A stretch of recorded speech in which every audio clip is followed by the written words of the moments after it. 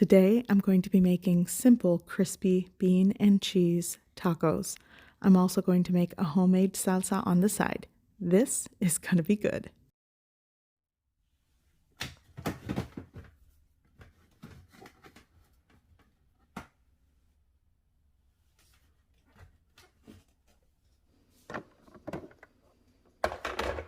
To start, I'm going to make my salsa.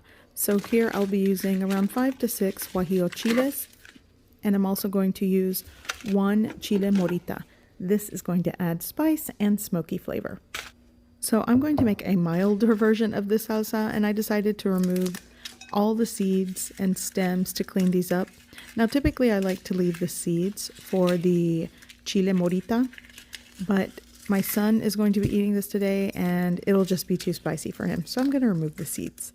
But you can leave the seeds in the chile morita to add spice.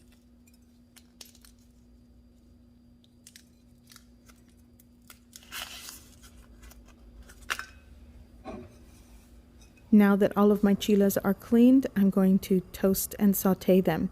Here in a small pan that I've preheated over a medium-low heat, I'm adding some oil. And now I'm just going to saute these quickly. You want to lightly toast the dried chili pods. If you burn them, things will get bitter, so be mindful.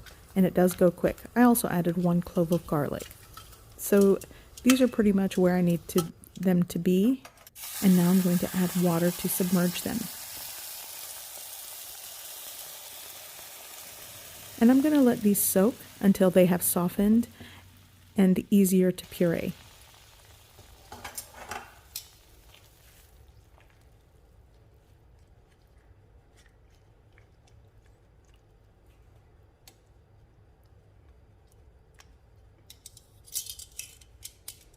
Now that my chilies are softened, I'm going to puree them.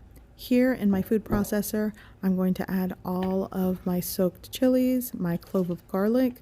I'm also going to add 1 teaspoon of chicken bouillon powder. That is optional. And I'm going to add a pinch of salt, maybe a 1/4 teaspoon, or salt to taste. It's up to you. Here I'm adding some clean water because the soaking liquid tasted bitter, so I just went with some water. And I added maybe a 1/3 cup. If you need extra water, just add accordingly. So now it's pureed. And I'm going to strain this because even though I pureed it well, sometimes the chili doesn't break down. So after straining it, whatever's left in your strainer, you can add that back into your food processor or blender with a little extra water, puree again, and just repeat the process. So I'm going to finely dice some fresh onion. And I like to add this into the salsa for texture and taste. If you do not like raw onion, then you could probably add it to the soaking liquid and boil it a little bit to puree, or just leave it out. So I'm adding it right into my salsa. I'm going to give it a mix, and this is ready.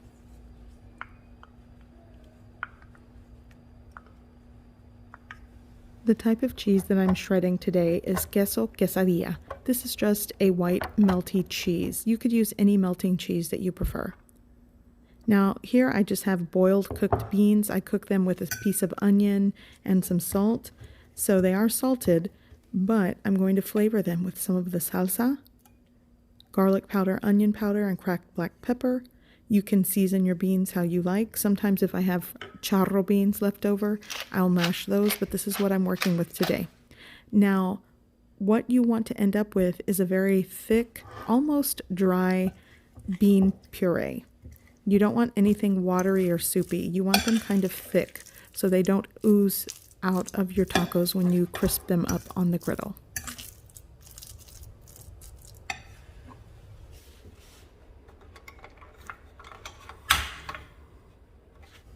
I'm going to add a little bit of cooking oil to my preheated griddle, and I preheated this over a medium-low heat.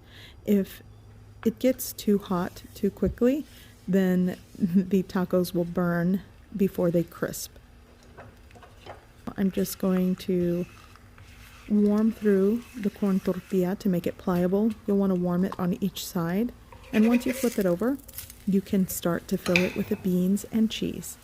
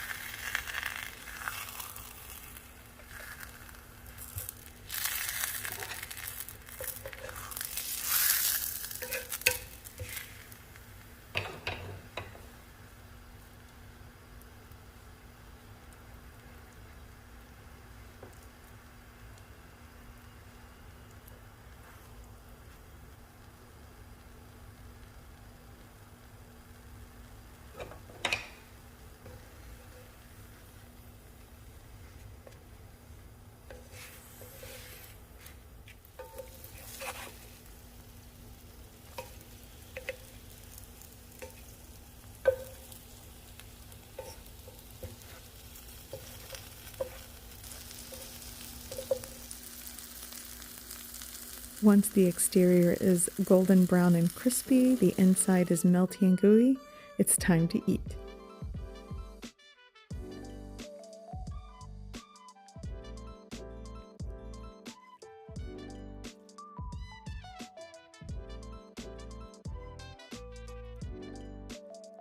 I hope you give this recipe a try. I hope you like it, and thanks for watching.